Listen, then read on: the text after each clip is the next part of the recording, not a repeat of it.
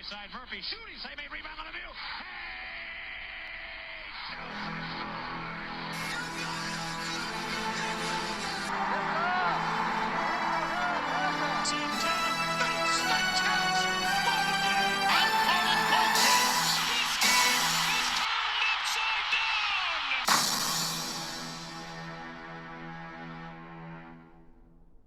Hey everyone, this is Casey. You are watching the Red Rubber Duckwind All Sports Network. I apologize for me being a little bit more quiet because I'm currently recording this at 1 in the morning and I'm trying not to wake my parents up. In the meantime, let's just forget whatever happened in Philly last Sunday, shall we? Now, it's time to clinch a division. It's time for Steelers and Ravens Part 2.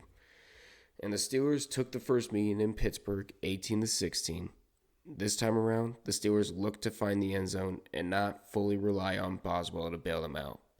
This game will pretty much be the AFC North Championship game.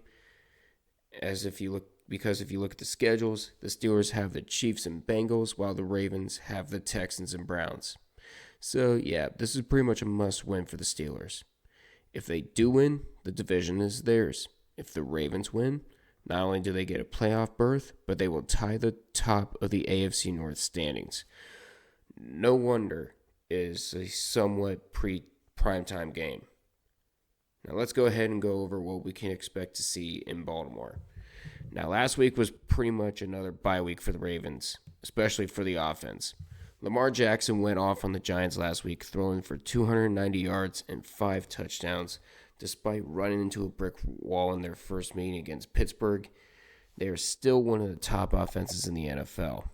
They are averaging 29.9 points per game, which is third in the NFL, and they are second in the league when it comes to converting third downs. Rashad Bateman was his top target against the Giants, catching 3 of 5 targets for 80 yards and 2 touchdowns.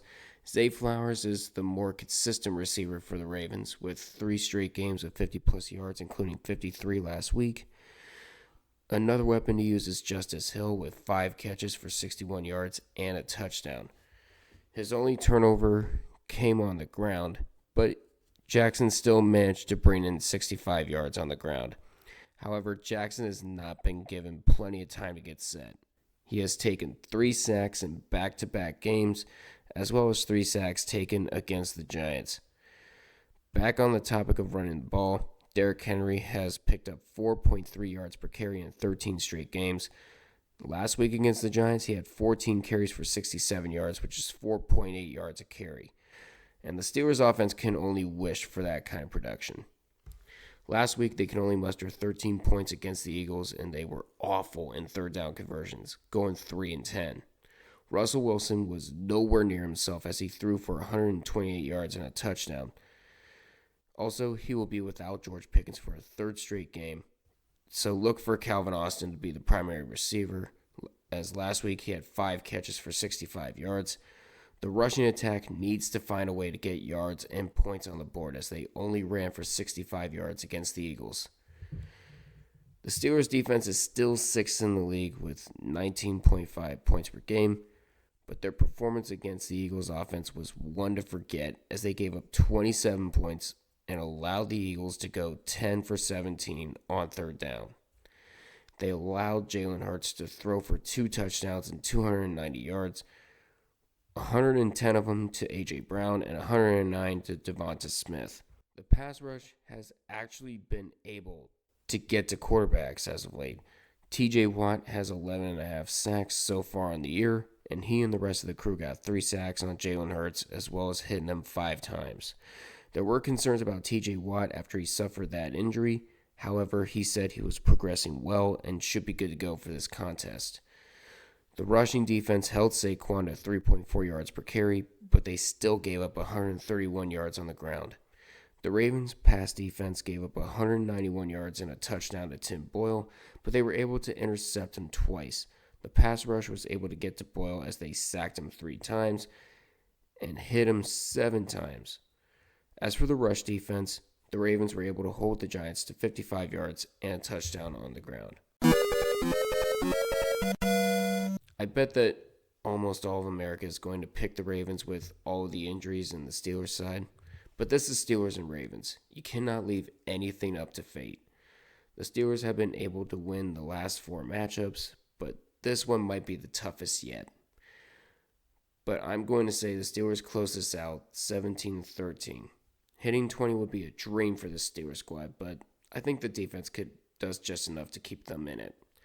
Now, last season, I did a charity drive where I did 17 different charities in 14 different cities throughout the Steelers season because I wanted to highlight people that are doing great things everywhere.